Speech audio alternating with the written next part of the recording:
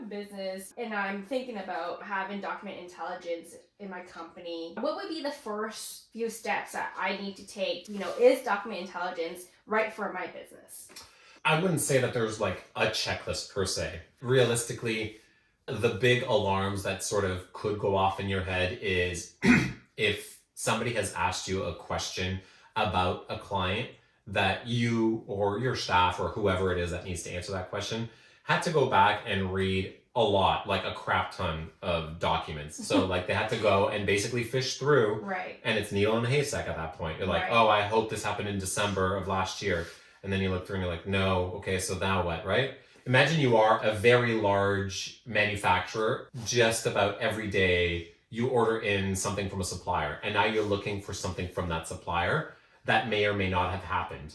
You're going to be looking at hundreds or thousands of purchase orders, invoices, agreements, all throughout time to try to find that one thing that you may have overpaid, underpaid, whatever it is that you're really searching for. Right. So that sort of becomes a real good, like, canary in the coal mine.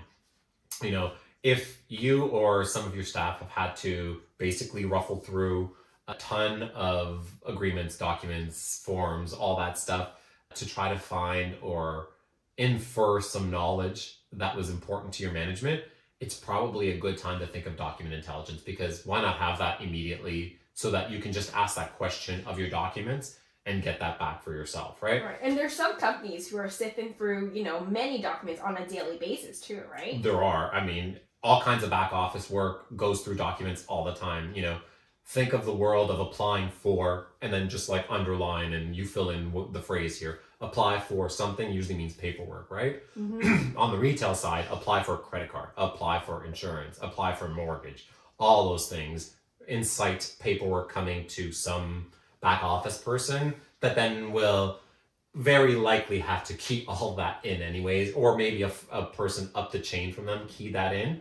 Now, what that means is you basically got somebody in that chain of work that whose job is basically boring and kind of useless. Data entry. Data entry. It's one of those jobs where we'd love to give you something much better to do and use our money more wisely, but this is where we're at right now, right?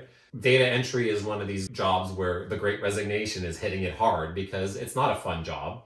It's not incredibly engaging and it's not that fulfilling. Like I've done data entry when I was a teenager, and at that time, the only thing that motivated me was beating the number of invoices that I keyed in from yesterday. So every day I came in, it was like going to the gym. Okay, I did whatever, 200 yesterday. Today I'm going to do 201. And you just key in until you get to 201. And then you're like, yay, you feel fulfilled for the day, right? So rather than have those people just key things in, like use the brain power to do something slightly, more executive Meaningful and as well. whatever it is, right? Right. Like make some decisions rather than just have those people do data entry. Yeah. Right. And I think it would definitely reduce data entry errors as well too. Yeah, that's one thing is, I mean, with all AI systems, you should have an opportunity for the operator to actually review the AI system. So you should still be reviewing these answers. But at some point, you probably don't need to review all the answers. If it's a good AI system, you should have exception reports. So just look at the exception reports. Just look at things where the AI that extracted all that stuff wasn't super confident, and you're like, okay, well, this had a 70% cutoff. Let's say it's 70% confidence. All of these extracted documents had only below 70. So I'm going to take a look. Now possibly I've reduced my workload. Let's say there was 1,000 total documents that day. So I might have had to have, in my example, I had said that I did 200 in a day. So I now need 5 people to do data entry. So now we're looking at, instead of 5 people to do the 1,000, we pass it through the document intelligence system.